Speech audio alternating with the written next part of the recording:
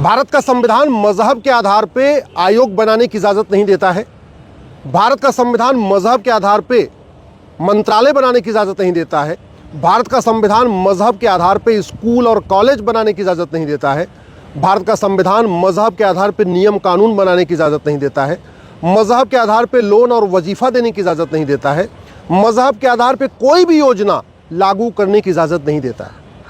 मजहब के आधार पे 1 रुपये खर्च नहीं किया जा सकता है, ये भारत का संविधान साफ साफ कहता है। दुर्भाग्य इसके बावजूद माइनॉरिटी कमीशन चल रहा है, माइनॉरिटी अफेयर मिनिस्ट्री चल रही है, मजहब के आधार पे नियम चल रहे हैं, मजहब के आधार पे कानून चल रहा है, मजहब के आधार पे वक्फ बोर्ड चल रहा है, मजहब के आधार पे वक्फ ट्रिब्यूनल चल रहा है, मजहब के आधार पे लोन दिया जा रहा है, मजहब के आधार पे वजीफ़ा दिया जा रहा है, मजहब के आधार पे राशन दिया जा रहा है।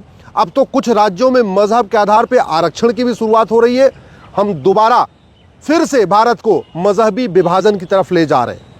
1947 में जो विभाजन हुआ था वो शुद्ध रूप से मजहब के आधार पे हुआ था। इसलिए जब संविधान बना तो संविधान निर्माताओं ने कहा था अब मजहब के आधार पे कुछ भी नहीं चलेगा। सरदार पटेल साहब ने तो बाकायदा संविधान सभा में खड़े होकर कहा था अगर किसी को मजहब के आधार पे कुछ भी विशेष छूट चाहिए या मजहब के आधार पर विशेष दर्जा चाहिए तो वो भारत में बिल्कुल न रुके, वो सीधे सीधे पाकिस्तान चला जाए। ये सरदार पटेल साहब के शब्द थे। बाबा साहब अंबेडकर मजहब के आधार पर किसी भी योजना के सख्त विरोधी थे।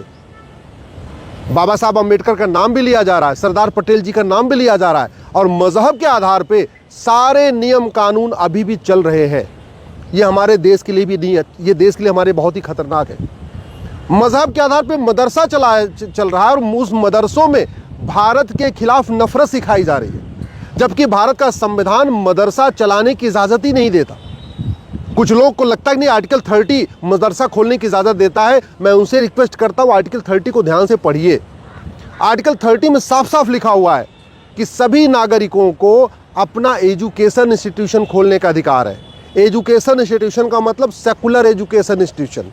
और चलो एक बार किसी ने अपने घर में मदरसा शुरू कर लिया, दीनी तालीम देना शुरू कर दिया, तो मदरसे की डिग्री तो वैलिड हो ही नहीं सकती, मदरसा बोर्ड तो बन ही नहीं सकता, मदरसे की डिग्री के आधार पर सरकारी नौकरी तो मिल ही नहीं सकती। फिर भी मदरसा बोर्ड बना हुआ है। मदरसा बोर्ड के कर्मचारियों को वेतन सरकार दे रही है। मदरसा बहुत सारे मदरसों को मान्यता दे रखा है। बहुत सारे मदरसा में जो पढ़ाने वाले उनको भी वेतन दिया जा रहा है, जबकि संविधान का आर्टिकल 27 कहता है मजहब को प्रमोट करने के लिए 1 रुपये खर्च नहीं होगा और मदरसे में केवल और केवल मजहब को प्रमोट किया जाता है। मदरसे में सेकुलरिज्म प्रमोट नहीं किया जाता। मदरसों में संविधान की भावनाओं को नहीं पढ़ाया जाता।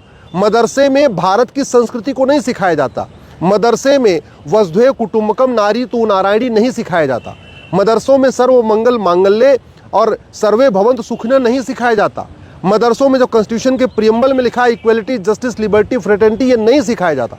इसके बावजूद मदरसों को मान्यता दी जा रही है, मदरसों की डिग्री को वैलिड माना जा रहा है, मदरसों में पढ़े हुए लोगों को सरकारी नौकरी मिल रही है और पढ़ाने वालों को वेतन भी दिया जा रहा है। जब तक संविधान की सही व्याख्या नहीं होगी तब तक ये ठीक नहीं होगा। और संविधान की व्याख्या करने का अधिकार हाई कोर्ट और सुप्रीम कोर्ट का है।